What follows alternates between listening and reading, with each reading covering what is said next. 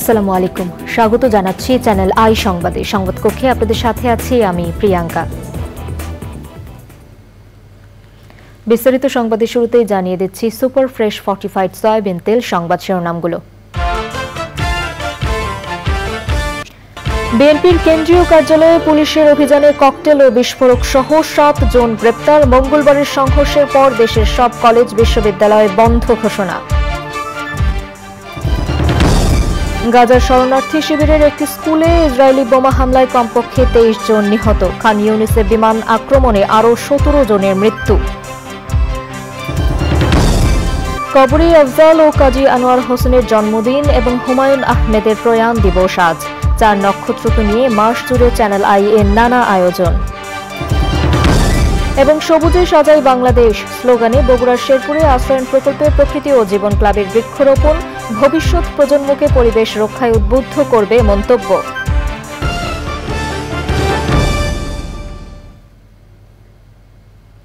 সংবাদ শিরোনামগুলো জানাচ্ছিলাম। এখনকার সংবাদ আয়োজন একই সঙ্গে চ্যানেল আই এর ইউটিউব চ্যানেলে এবং চ্যানেল আই এর ওটিটি প্ল্যাটফর্ম আই স্ক্রিনে লাইভ স্ট্রিম হচ্ছে। যাচ্ছে বিস্তারিত সংবাদে। মঙ্গলবার গভীর রাতে রাজধানীর নয়াপল্টনে বিএনপির কেন্দ্রীয় কার্যালয়ে ডিবি পুলিশের অভিযানে 100 ককটেল, 5 শতাধিক লাঠি ও বিস্ফোরক উদ্ধার করা হয়েছে। সে সময় ছাত্রদলের সাবেক সভাপতি শ্রাবণ সহ 7 জন গ্রেপ্তার হয়েছে। শিক্ষার্থীদের নিরাপত্তার কথা বিবেচনায় দেশের সব পাবলিক ও বেসরকারি বিশ্ববিদ্যালয় এবং অধিভুক্ত মেডিকেল, টেক্সটাইল, ইঞ্জিনিয়ারিং কলেজ সহ সব কলেজ অনির্দিষ্টকালের জন্য বন্ধ ঘোষণা করেছে বিশ্ববিদ্যালয় মঞ্জুরি কমিশন। একই সাথে শিক্ষার্থীদের হল ত্যাগেরও নির্দেশ দেওয়া হয়েছে। আগামীকালের সব বোর্ডের এইচএসসি পরীক্ষা স্থগিত করা হয়েছে। নিহতদের স্মরণে আজ গায়েবানা জানাজা ও কফিন মিছিল কর্মসূচির ঘোষণা দিয়েছেন কোটা সংস্কার দাবিতে আন্দোলনকারী শিক্ষার্থীরা। ইফতেখার উদ্দিনের রিপোর্ট। রাত 10টার দিকে রাজধানীর জাতীয় প্রেস ক্লাবের সামনে 2টি বাসে ও মেট্রো রেলের গেটে আগুন দেয় দুর্বৃত্তরা। এর পরপরই নয়াপল্টন নাইটেঙ্গেল মোড়ে বেশ কয়েকটি ককটেল বিস্ফোরণ হয়। পরে মাঝরাতে বিএনপির কেন্দ্রীয় কার্যালয়ে ডিবি পুলিশ অভিযান চালিয়ে ককটেল, লাঠি ও বিস্ফোরক উদ্ধার করে। শিক্ষার্থীদের আন্দোলনকে ভিন্ন খাতে প্রভাবিত করার চেষ্টার অভিযোগ করে পুলিশ। প্রায় 100-র উপরে আমরা ককটেল পেয়েছি। সেখানে পেট্রোল 5-6 বোতল পেট্রোল আমরা পেয়েছি। তারপরে 500 লাঠিসোঁটা 2-3টা রুমে ছিল, 500 লাঠিসোঁটা ছিল, 60টা দেশি বিদেশি অস্ত্র ছিল। এবং আমরা ছাত্রদল এবং তার অঙ্গ সংগঠনে আমরা প্রায় 7 জনকে আমরা গ্রেপ্তার করছি। এর মধ্যে একজন হলো, তারা অনেকেই দৌড়ে পালিয়ে গেছে। তার মধ্যে একজন ছাত্রদলের সাবেক সভাপতি শ্রাবণও রয়েছে। প্রেস ক্লাবের সামনে আগুন লাগিয়েছে, সেটা কি কোমলমতি ছাত্ররা এসেছে? এখানে কিছু অপরাজনীতি করার জন্য, কিছু মানুষ যারা রাজনীতিকে ভিন্ন খাতে নেওয়ার জন্য তারা এই কোমলমতি ছাত্রদেরকে ব্যবহার করে তারা এই বাংলাদেশের বিভিন্ন স্কুল প্রতিষ্ঠানগুলিতে তারা ভাঙচুর চালাচ্ছে, অগ্নিসংযোগ করছে, রেলের স্লিপার তুলে দিচ্ছে, মেট্রো রেল বন্ধ করে দিচ্ছে। এগুলি আসলে আমাদের গোয়েন্দা তৎপরতা ছিল বলে আমরা সেই খোঁজখবরগুলি রাখছি। এবং আমরা সকলের নাম্বার পেয়েছি যারা গুজব ছড়াবে, যারা অর্থ বিনিয়োগ করে যারা আন্দোলনকে ভিন্ন খাতে ধাবিত করার চেষ্টা করবে, যারা লাঠি অস্ত্র সরবরাহ করে, প্রত্যেকেরই নাম্বার পেয়েছে। আমরা মনে করি আমাদের ডিবির চৌকস টিম এবং ঢাকা মেট্রোপলিটন অন্যান্য টিম তারা বিভিন্ন জায়গাগুলিতে কাজ করছে এবং আমরা মনে করি তাদের শীঘ্রই আমরা গ্রেপ্তার করব। শিক্ষার্থীদের নিরাপত্তায় দেশের সব পাবলিক ও বেসরকারি বিশ্ববিদ্যালয় এবং অধিভুক্ত মেডিকেল, টেক্সটাইল, ইঞ্জিনিয়ারিং কলেজ সহ সব শিক্ষা প্রতিষ্ঠান অনির্দিষ্টকালের জন্য বন্ধ ঘোষণা করেছে বিশ্ববিদ্যালয় মঞ্জুরি কমিশন। একই সাথে শিক্ষার্থীদের হল ত্যাগেরও নির্দেশ দেওয়া হয়েছে। এর আগে মাধ্যমিক ও উচ্চ মাধ্যমিক পর্যায়ে সব শিক্ষা প্রতিষ্ঠান এবং পলিটেকনিক ইনস্টিটিউটের শ্রেণী কার্যক্রম পরবর্তী নির্দেশ না দেওয়া পর্যন্ত বন্ধ ঘোষণা করা হয়। আগামীকালে সব বোর্ডের এইচএসসি পরীক্ষা স্থগিত ঘোষণা করেছে আন্তঃশিক্ষা বোর্ড সমন্বয় কমিটি। মঙ্গলবার দিনভর কোটা সংস্কার দাবিতে আন্দোলনের ঘটনায় সারা দেশে 6 জন নিহত হয়েছে। চট্টগ্রামে ছাত্রদল নেতাসহ 3 জন নিহত হয়। রংপুরে বেগম রোকেয়া বিশ্ববিদ্যালয়ের সামনে পুলিশের গুলিতে কোটা আন্দোলনের সমন্বয়ক আবু সাইদ মারা গেছেন। রাজধানীতে ঢাকা কলেজের সামনে সংঘর্ষে 2 জনের মৃত্যু হয়। নিহতদের একজন ফুটপাথের হকার শাহজাহান বলে জানিয়েছে পুলিশ, অপরজন ঢাকা কলেজ ছাত্রলীগের কর্মী সবুজ। গুলি, সংঘর্ষ, ধাওয়া, পাল্টা ধাওয়া ও ইট পাটকেল নিক্ষেপের ঘটনায় সারা দেশে আহত হয়েছে শতাধিক শিক্ষার্থী। পরিস্থিতি নিয়ন্ত্রণে মঙ্গলবার রাতেই রাজধানী ঢাকা সহ চট্টগ্রাম, বগুড়া ও রাজশাহীতে বিজিবি মোতায়েন করা হয়েছে। Iftekhar Uddin, channel I, Dhaka. গাজার শরণার্থী শিবিরের একটি স্কুলে ইসরায়েলি বোমা হামলায় কমপক্ষে 23 জন নিহত হয়েছে, আহত হয়েছে আরও 73 জন। জাতিসংঘের ফিলিস্তিন শরণার্থী সংস্থা বলছে এ পর্যন্ত গাজার 70% স্কুলে বোমা হামলা হয়েছে। এ সময়ে এখানে আশ্রয় নেওয়া 539 জন নিহত হয়েছেন। এছাড়া গাজার খান ইউনিসে ইসরায়েলি বিমান হামলায় তাঁবুতে আশ্রয় নেওয়া শিশুসহ অন্তত 17 জন নিহত এবং 26 জন আহত হয়েছে।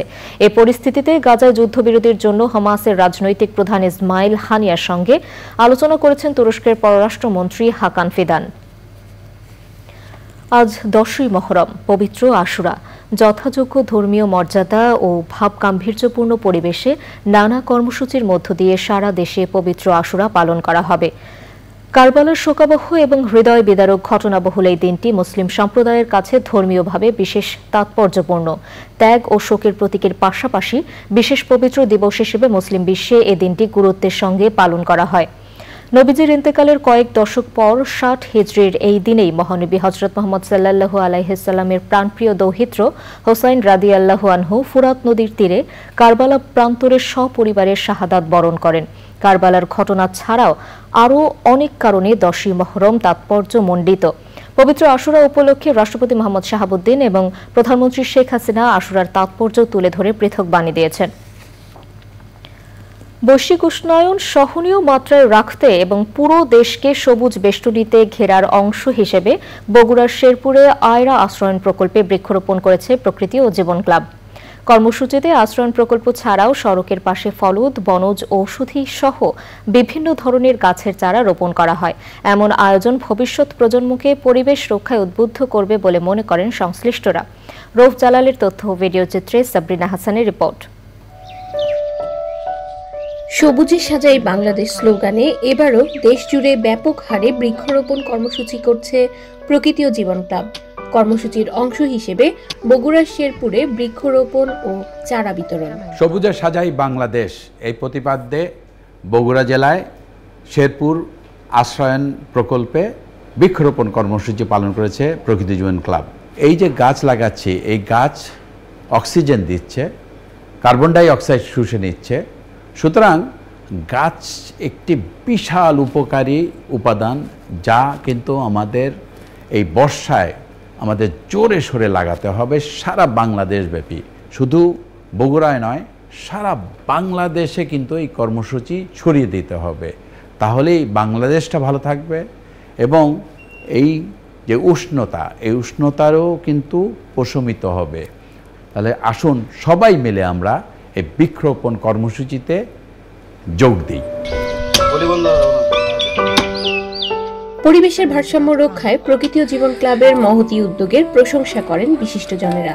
পাশাপাশি এমন কর্মসূচিতে সবাইকে এগিয়ে আসার আহ্বান জানান তারা। ভারসাম্য নষ্ট হয়ে যাওয়ার কারণে আমরা নতুন করে আবার গাছ গেড়ে আমরা ভারসাম্য রক্ষা এবং সারাদিন ব্যাপী 5 নং মির্জাপুর ইউনিয়নে আমরা গাছ অনেক জায়গায় গাছ গাড়ার কাজ চলে যাচ্ছে। তাল গাছ, আম গাছ আর নারিকেল গাছ সহ বিভিন্ন ঔষধি বনজ ফলজ গাছ কিন্তু আমরা রোপণ করার কার্যক্রম গ্রহণ করেছি।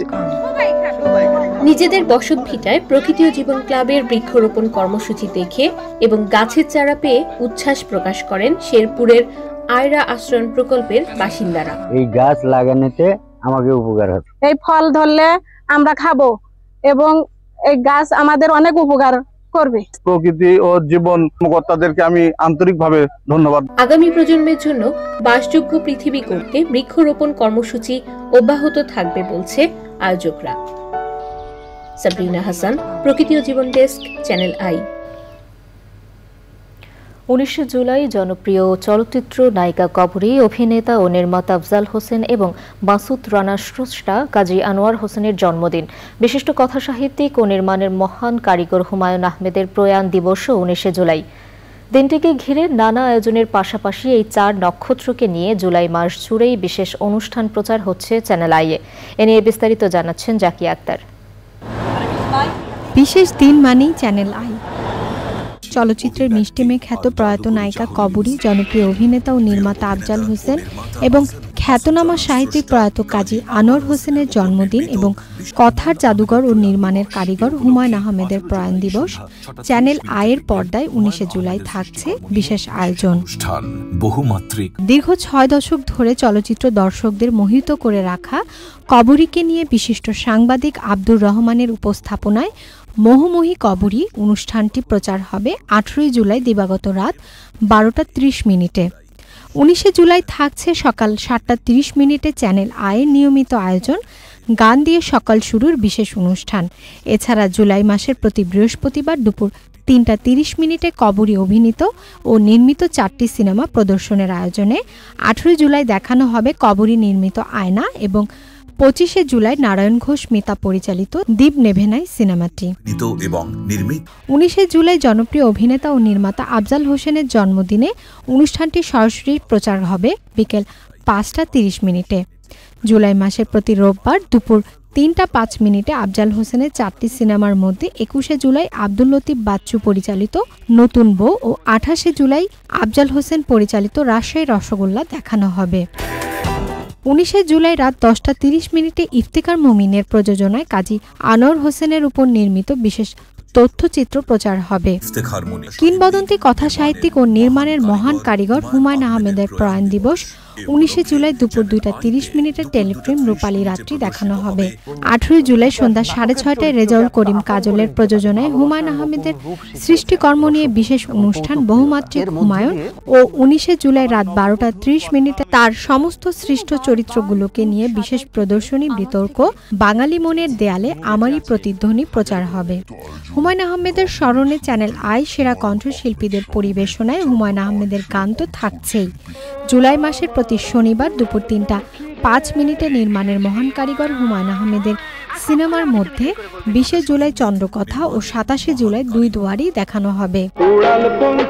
Zakia Akter, Channel I, Dhaka. দর্শক, এবারে বিরতি এবং বিরতির পর যা থাকছে কলম্বিয়া ফুটবল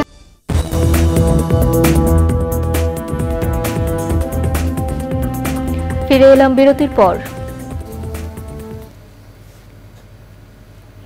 সরসিনার পীর সাহেব ও বাংলাদেশ জামায়াতে হিজবুল্লাহর আমির মাওলানা শাহ মোহাম্মদ মুহিবুল্লাহ বুধবার রাতে রাজধানী সেন্ট্রাল হাসপাতালে মারা গেছেন। ইন্না লিল্লাহি ওয়া ইন্না ইলাইহি রাজিউন। তার বয়স হয়েছিল 70 বছর।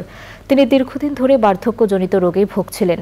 বেশ কিছুদিন তিনি রাজধানীর গ্রিন লাইফ হাসপাতাল, এরপর সিঙ্গাপুর মাউন্ট এলিজাবেথ হাসপাতাল এবং সবশেষ গ্রিন রোডের সেন্ট্রাল হাসপাতালে চিকিৎসাধীন ছিলেন।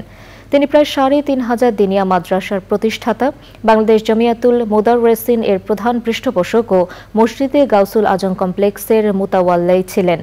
সকাল 10টা থেকে জোহরের নামাজ পর্যন্ত তার মরদেহ ঢাকার মহাখালী গাউসুল আজম জামে মসজিদে রাখা হবে। আগামীকাল বিকেল 3টায় সারসিনা দরবার শরীফে তার জানাজার নামাজ হবে। এবারে কৃষি সংবাদ।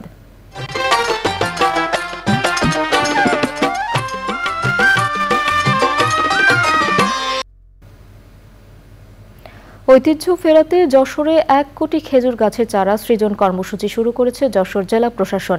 এই অঞ্চলের খেজুর গুড় জিআই সনদ স্বীকৃতি পাওয়ার পর থেকে প্রশাসনের পক্ষ থেকে এ উদ্যোগ জোরদার করা হয়েছে।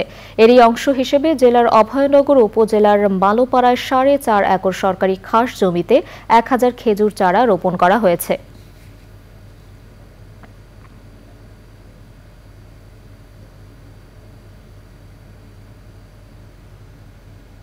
এবারে প্রকৃতি সংবাদ।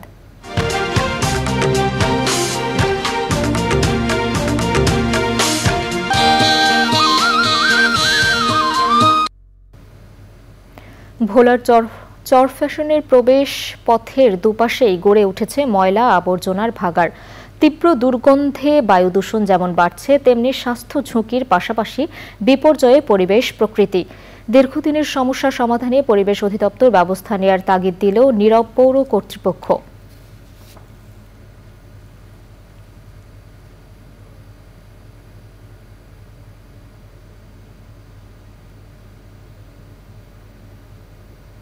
এবারে খেলার খবর।